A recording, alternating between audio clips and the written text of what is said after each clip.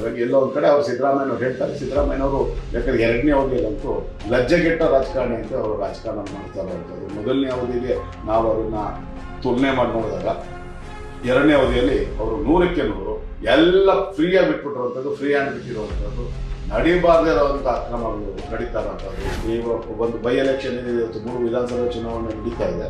ಈ ಚುನಾವಣೆ ಮುಗಿದು ಮಹಾರಾಷ್ಟ್ರ ಚುನಾವಣೆ ಘೋಷಣೆ ಇದು ಆ ದಿನ ತನಕ ಅಲ್ಲಿ ತನಕ ಮಾತ್ರ ಗ್ಯಾರಂಟಿ ಯೋಜನೆ ಜೀವಂತವಾಗಿರುವಂಥದ್ದು. ಅದಾದ ನಂತರ 100ಕ್ಕೆ 100 ಇದಕ್ಕೆ ತಿಲಾಂಜಲಿ ಇಡ್ತಾರೆ. ಅದಕ್ಕೆ ಮುನ್ಸೂಚನೆಯಾಗಿ ಅವರ ಸಚಿವರು ಕೂಡ ಹಲವಾರು ಬಾರಿ ಮಾತಾಡಿರ್ತಕ್ಕಂಥದ್ದು. ರಾಜ್ಯ ಸರ್ಕಾರದ ಬಹುತೇಕ ಇಲಾಖೆಗಳಲ್ಲಿ ನಡೀತಾ ಇರ್ತಕ್ಕಂಥ ಹಗರಣಗಳು, ವಿಶೇಷವಾಗಿ ಟೆಂಡರ್ ಪ್ರಕ್ರಿಯೆಯಲ್ಲಿ ನಡೆದಿರ್ತಕ್ಕಂಥ ಅಕ್ರಮಗಳ ಬಗ್ಗೆ ದಾಖಲೆಗಳು ಸಹಿತ ನಾನು ಮಾಧ್ಯಮಗಳ ನಮ್ಮ ದಾಖಲೆಗಳನ್ನು ಇಟ್ಟು ಎಲ್ಲಿ ದೂರು ಕೊಡಬೇಕಾದ್ರೆ ದೂರು ಕೊಡುವಂಥ ಕೆಲಸವನ್ನು ನಾನು ಮಾಡ್ತೀನಿ.